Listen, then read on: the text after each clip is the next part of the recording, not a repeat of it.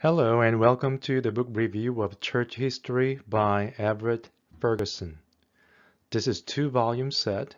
The first volume is a second edition and the second volume is still the first edition as we speak. And this book has a very interesting contents structure. First off, this one has contents in brief. So this is a brief table of contents. For example, Volume 1 and Volume 2 has the same structure, but the author decided to pick some interesting topics as well as the chronological information for church history.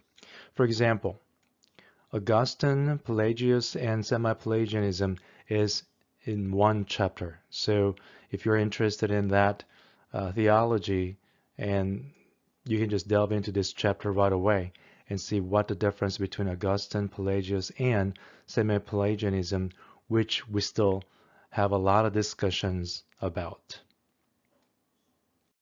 And for volume 2, he has similar structure, contents in brief, for example, and he picks up from pre-Reformation age. And he was focusing on each chapter, different aspects of Reformation.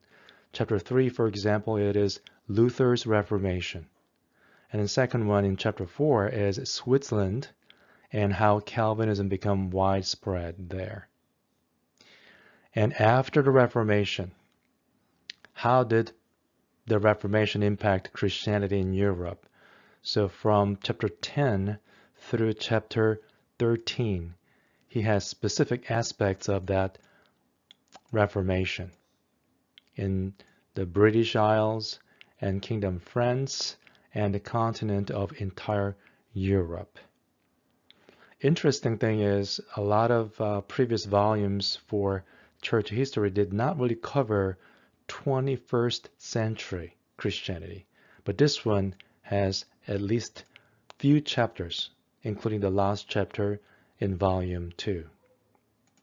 And let's take a look at the detailed content and compare that with the content in brief that we just looked at. From volume 1, I just picked 3 chapters.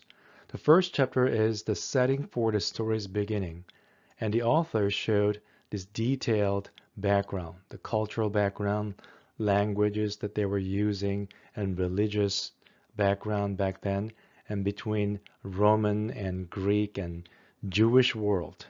It is very, very helpful to understand those things before we start studying the history of the church.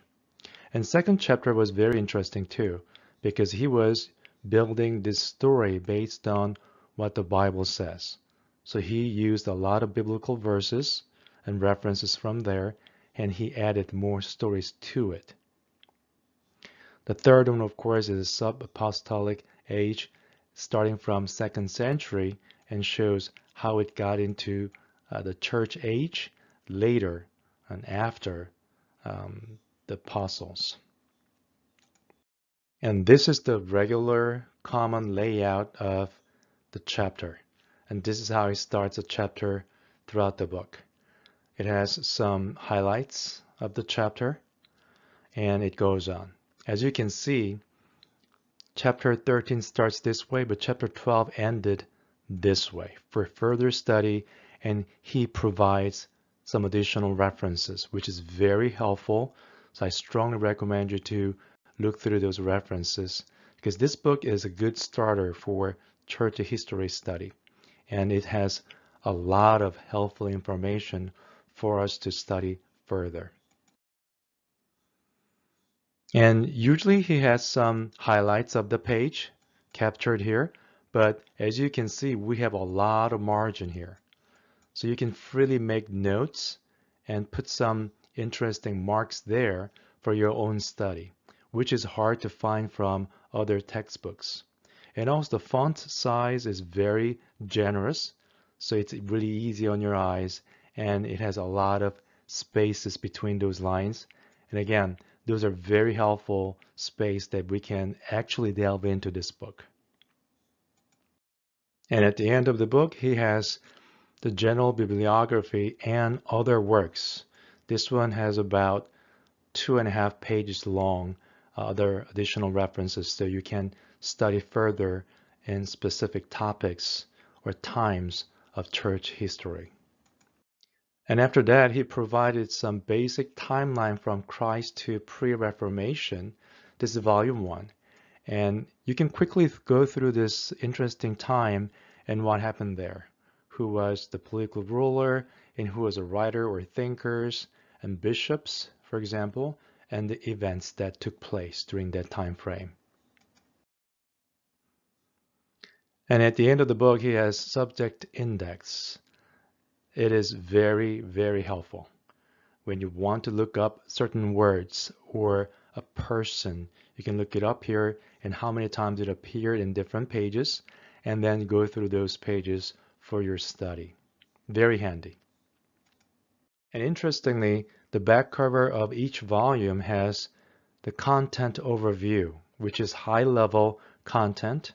So you don't even have to open the book to see the major topics that are covered in each volume. Very handy. So overall, Church History by Everett Ferguson is a great volume to study. It's 2-volume set, and it is well written and user-friendly, and because of the font and margin and the generous space that you can use for your own study and notes. And at times, it's almost devotional, so you may sometimes stop and think about what you read from the Bible, and also see how God preserved His church throughout church history. So it's a safe place to start. You may go through different references and resources that he mentioned in this 2-volume set. And happy Bible study, everyone, and may God bless you.